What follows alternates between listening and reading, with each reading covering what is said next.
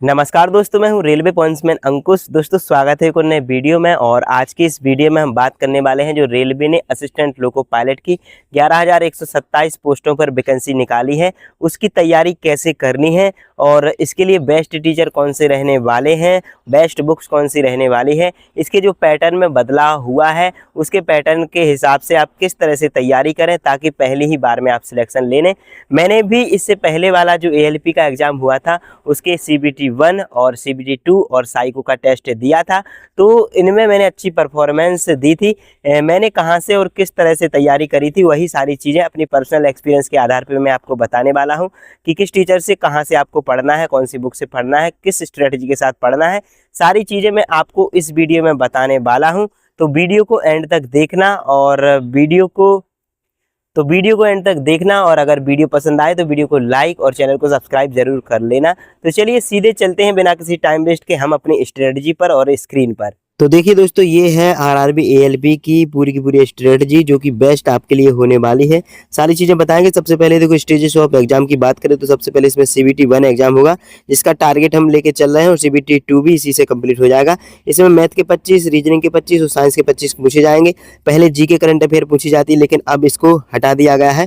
तो total 60 minute में 75 question पूछे जाएंगे, 25-25 करके। टारगेट आपको 55 से 60 का रखना है क्योंकि वैकेंसी का 15 गुना CBT 2 के लिए लेते हैं। इसके बाद CBT 2 होता है जिसमें पार्ट A और पार्ट B होता है। पार्ट ए में आपकी मैथ, रीजनिंग और बेसिक साइंस एंड इंजीनियरिंग पूछी जाती है जिसमें 50 मार्क्स की तो सिर्फ बेसिक साइंस एंड इंजीनियरिंग पूछी जाती है। बाकी 25-25 की जो है 50 करके मैथ, रीजनिंग पूछी जाती है, तो आपको वो काम आएगी। पार्ट बी में आपका जो ट्रेड है, सिर्फ ट्रेड पूछी जाती है जिसमें आपको वैकेंसी का 8 गुना CBAT यानी कि साइको टेस्ट के लिए बुलाया जाता है। 5 टाइप का साइको टेस्ट होता है। इसके बाद अगला चरण डॉक्यूमेंट वेरिफिकेशन और मेडिकल टेस्ट होता है जिसमें A2 मेडिकल स्टैंडर्ड आपका होना चाहिए और आपका फाइनल सिलेक्शन हो जाता है।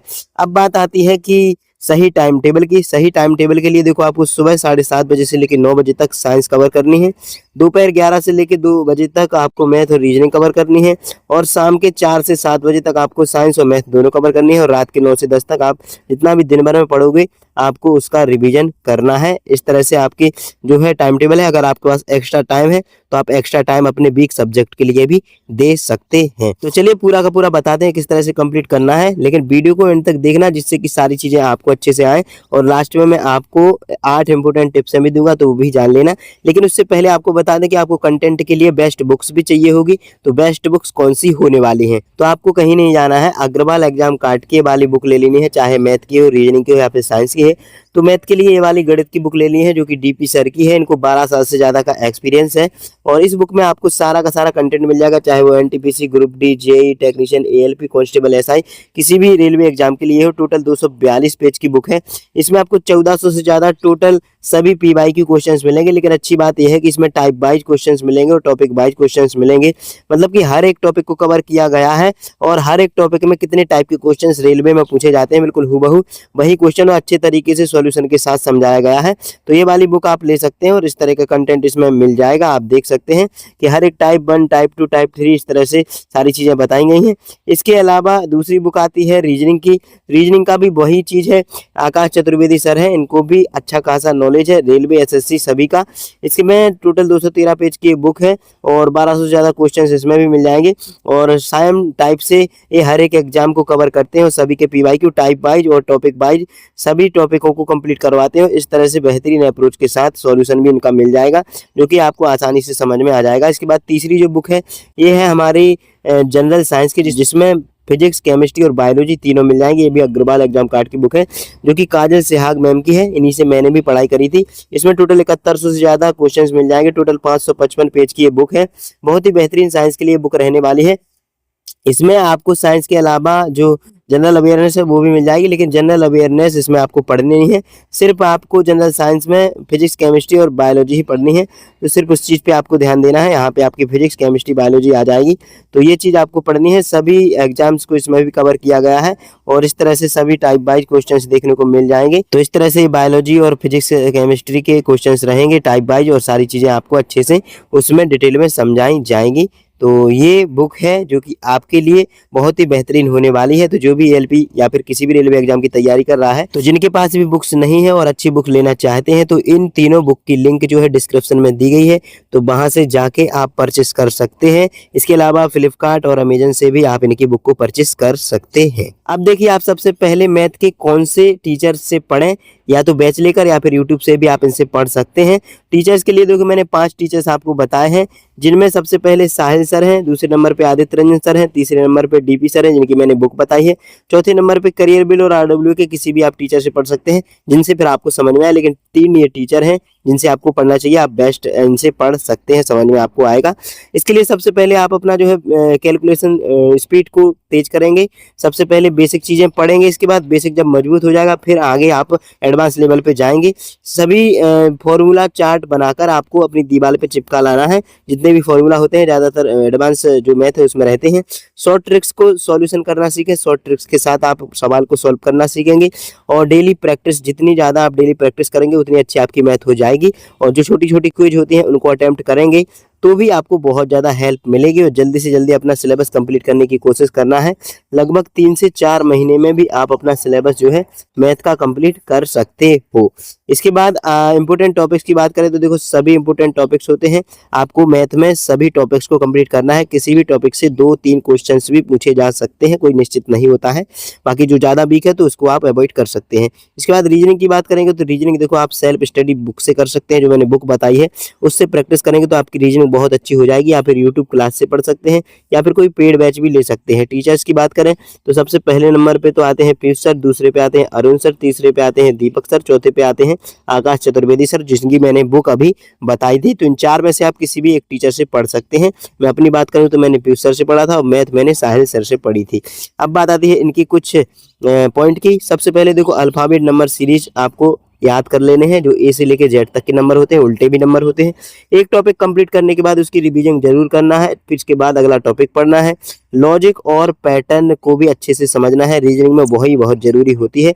सबसे पहले आसान टॉपिक को कंप्लीट करना है, उसके बाद आपको कठिन टॉपिक पे जाना है। और चीज़ों को जितना ज़्यादा हो सके डायग्राम की मदद से समझेंगे तो आपको बहुत ज़्यादा अच्छे से रीजनिंग कंप्लीट हो जाएगी और यहाँ से आपकी जो है रीजनिंग कंप्लीट हो जाएगी।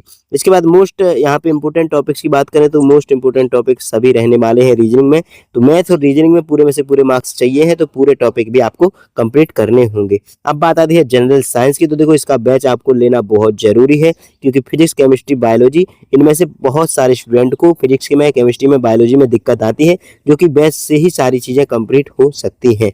तो देखो इसके लिए टीचर की अगर हम बात करें तो मेरे हिसाब से सबसे फर्स्ट नंबर पे मैं काजल मैम को ही रखता हूँ। मैंने इन्हीं से पढ़ाई करी थी, इनके साथ अंकुर सर फिजिक्स कंप्लीट करवाते हैं, बहुत ही बेस्ट अप्रोच के साथ बहुत ही अच्छे से समझाते हैं, आपको समझ में आएगा। दूसरे नंबर पे नीरज सर हैं, इनसे भी आप पढ़ सकते हैं। तीसरे नंबर पे एस के झा सर हैं, इनसे भी आप पढ़ सकते हैं। या फिर एक हरीश तिवारी सर हैं, हर्षित नहीं हरीश तिवारी सर हैं, तो हरीश तिवारी सर से भी आप पढ़ सकते हैं, जो कि सिलेक्शन भी एप्लीकेशन पे मिल जाएंगी। देखो अब इसके भी पॉइंट की बात कर लेंगे। देखो जितने ज़्यादा, सबसे पहले आपको बेसिक कंसेप्ट याद कर लेने हैं साइंस के। इसके बाद इंपोर्टेंट जितने भी साइंस में फॉर्मूला होते हैं फिजिक्स वगैरह में, उनकी डेफिनेशंस को और फॉर्मूला को याद कर लेना है।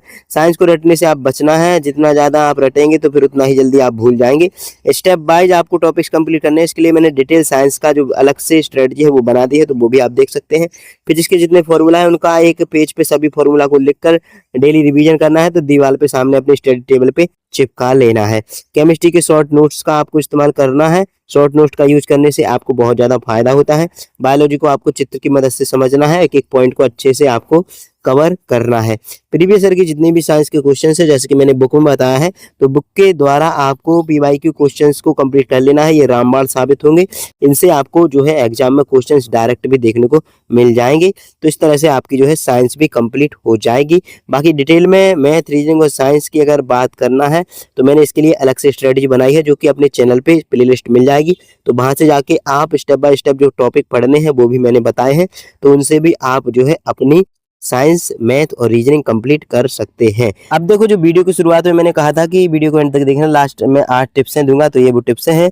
सबसे पहले डेली रूटीन को आपको फॉलो करना है। दूसरे नंबर पे स्मार्ट नोट्स बनाना है, जो मैंने शॉर्ट नोट्स की बात करी थी। शॉर्ट ट्रिक्स को याद करना है मैथ और रीजनिंग में। जितनी ज़्यादा शॉर्ट ट्रिक्स से सॉल्व करेंगे तो आपका टाइमिंग बच जाएगा। चौथे नंबर पे टाइम टू टाइम आपको रिवीजन करनी है। पांचवें नंबर पे सिलेबस कंप्लीट करें, इसके बाद मॉक टेस्ट देना शुरू कर देना है। छठवें नंबर पे कमजोर टॉपिक्स जो है उनको बिल्कुल ध्यान में रखना है, जो कि आपको मॉक टेस्ट से पता चल जाएंगी। सातवें नंबर पे डेली मॉक टेस्ट में आपको स्पीड बढ़ानी है, जिससे कि क्विज जो छोटी छोटी है उनको भी आपको सॉल्व करना है। बाकी जो है, जो मॉक टेस्ट देंगे आप, उसकी अच्छे से एनालिसिस करना है। किस वजह से आपका क्वेश्चन छूटा है, या फिर किस वजह से आपका क्वेश्चन गलत हुआ है, या फिर किस वजह से आपने उसमें ज़्यादा समय लिया है, इस पर विशेष ध्यान देना है। तो दोस्तों, ये थी हमारी ALP CBT 1 की तैयारी करने की पूरी स्ट्रेटजी। जिस तरीके से मैंने पढ़ा था, जिन टीचर से मैंने पढ़ा था, आपको मैंने सारी चीज़ें बता दी हैं। अगर आप सिर्फ 3 महीने इस स्ट्रेटजी को फॉलो कर लेते हैं तो आपका CBT 1 का एग्ज़ाम आराम से क्वालिफाई हो जाएगा। और उसके बाद जब CBT 2 की तैयारी करने की बारी आएगी तो मैं ऑलरेडी CBT 2 पर एक स्ट्रेटजी वीडियो बना चुका हूँ, तो वो भी आप देख सकते हैं। बाकी देखो, जिनको भी बुक परचेस करनी है, लिंक डिस्क्रिप्शन में दी गई है, तो वहाँ से जाके आप बुक भी परचेस कर सकते हैं, जिससे कि आपको एग्जाम में तैयारी करने के लिए बार बार यहाँ से वहाँ नहीं भटकना पड़ेगा और एक ही बुक से आप अपने जो है एक सब्जेक्ट की तैयारी कर सकते हैं। तो दोस्तों, उम्मीद है कि आपको ये स्ट्रेटजी पसंद आई होगी। अगर स्ट्रेटजी पसंद आई है तो वीडियो को लाइक करके अपने सभी दोस्तों के साथ भी शेयर कर देना जो ALP की तैयारी कर रहे हैं। चलिए फिर मिलेंगे अगली वीडियो में, तब तक के लिए नमस्कार, धन्यवाद।